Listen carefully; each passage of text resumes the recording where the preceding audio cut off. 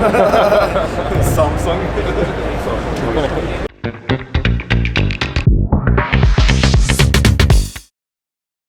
네, 지금 여기 소니 부스에 나와 있습니다. 소니 부스가 굉장히 큰데 소니는 지금도 굉장히 잘 나가고 있습니다. 소니의 제2의 전성기 같아요.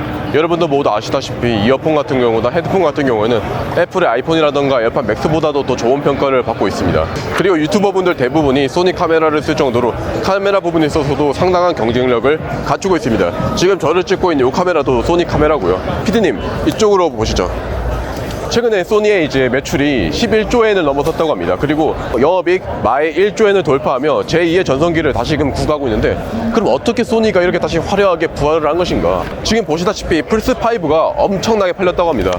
그리고 자회사에서 만든 갓 오브 워도 완전히 초대박을 터뜨리며 소니는 이제 전자제품 회사에서 엔터테인먼트 회사로 탈바꿈하기 시작을 했어요. 실제로 소니의 매출을 분석을 해보면 전자제품이 30%, 그리고 컨텐츠가 20%, 이 정도로 컨텐츠가 높은 비율을 차지를 하고 있습니다.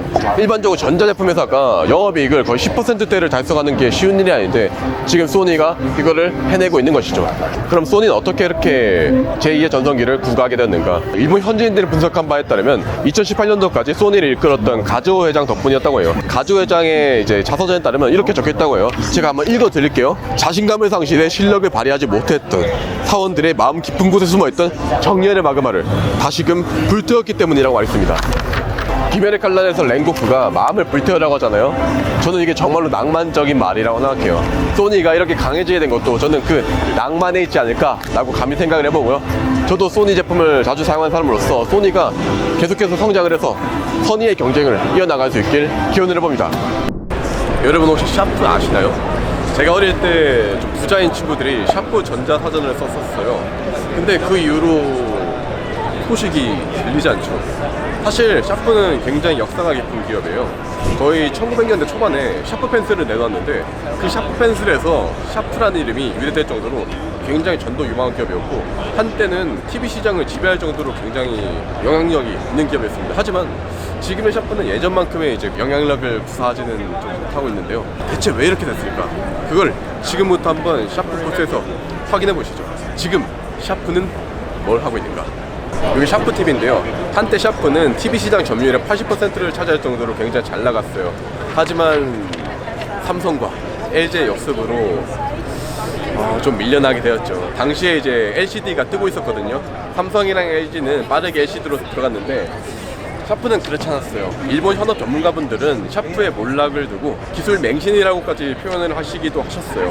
왜 그러냐면 본인들의 기술을 너무 믿고 있었던 나머지 트렌드 변화와 또 기술의 발전을 잃지 못했다는 평가들을 많이 하고 있습니다. 지금 이것도 샤프 TV인데 저 샤프 TV를 일본에서 보고 처음 봤습니다. 여러분은 이 베젤이 보이시나요? 그리고 해상도도 참 쉽지 않습니다. 아무튼 이쪽으로 와보시죠. 샤프가 지금 AI도 하고 있는데 AI 아바타 같은 것들을 만들었어요. 지금 보시는 것처럼 AI한테 아바타한테 물어보면 대답을 해주는 이런 걸 만들었는데 무서워요. 무섭습니다. 어떠세요, 피디님? 입이 네. 움직이긴 하나요? 입이 움직여요. 입이 움직여요? 보십시오. 입이 움직이는 게 약간 좀 불쾌한 골짜기예요. 아무래도 샤프는 원조라는 자신감이 몰락을 이끌었다고 보는 분들도 계세요. 지금 보시면 TV가 사이즈는 큰데 해상도가 저희가 초등학생 때 교실에서 쓰던 느낌의 TV. 이제 샤프에서 지금 내걸고 있는 게 ESG라서 환경에 조금 좋다고 합니다. 근데 솔직히 여러분은 환경에 좋지만 해상도가 떨어진 TV를 사시겠어요? 아니면 환경이 안 좋더라도 해상도가 좋은 TV를 사시겠어요? 이게 약간 시대착오적인 게 아닐까라는 생각이 조금 듭니다. 그럼 이제 마지막으로 파나소닉 한번 가보시죠. 가시죠. Of course, yes. And I want your friend to have it. He's gonna hear this. 오케이. 들어보라고 합니다. 네. 들리세요? 여기 있습니다. Play VR, you get super excited. You can be really loud, right? And then your roommates and like they might just tell you like, "Hey, calm down," and you're gonna be quiet a little. I and see. then you don't want to limit yourself. So I that's see. one. If you're gonna connect this to your cell phone, tablet, and computer, you can have a private conversation anywhere in public. 네, thank you. 네. 방금 보셨듯이 파나소닉은 마이크를 팔고 있는데 입을 가리는 마이크예요.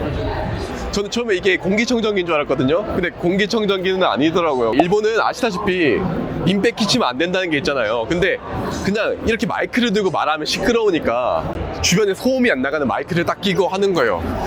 이쪽에 있는 페로브스카이트 태양전지를 파나소닉이 하고 있더라고요. 근데 페로브스카이트, 네, 일본도 이쪽에 아무래도 강점이 있나 봐요.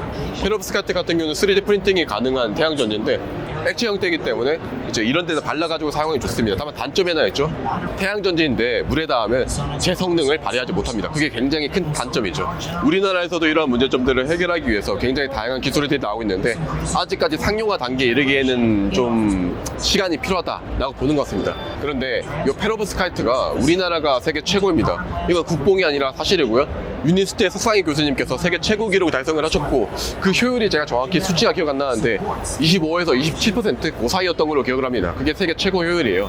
이런 식으로 이제 빌딩에다가 펴발라가지고 빌딩 전체를 태양 전지처럼 사용을 할 수 있다는 강점이 있습니다. 네, 제가 일본 직원분한테 영어로 질문 드렸는데 한국이 조금 더 높다고 들었는데 이것과 다른 거냐고 여쭤보니까 파나소닉에서 말하는 가장 높은 효율은 페롭스카이트가 좀 작은 데서만 높은 효율인데 넓게 해도 18% 정도 나온다. 좀 더 넓은 면적에서 높은 효율이 나온다. 이렇게 이해해 주시면 좋을 것 같습니다. 한국 제품보다 약간 효율 자체는 낮을 수 있지만 안정적으로 나온다 라고 말씀을 해주셨습니다. 네, 지금까지 일본 기업들을 보셨는데요. 어떤 느낌을 받으셨나요? 저는 개인적으로 약간 좀 트렌드에서 살짝은 벗어난 감이 있습니다. 물론 일본 제품들을 한 번 사면 10년, 20년, 30년 쓴다고 할 정도로 안정적이긴 하지만 상대적으로 트렌드에서 약간은 벗어난 느낌이 있잖아요.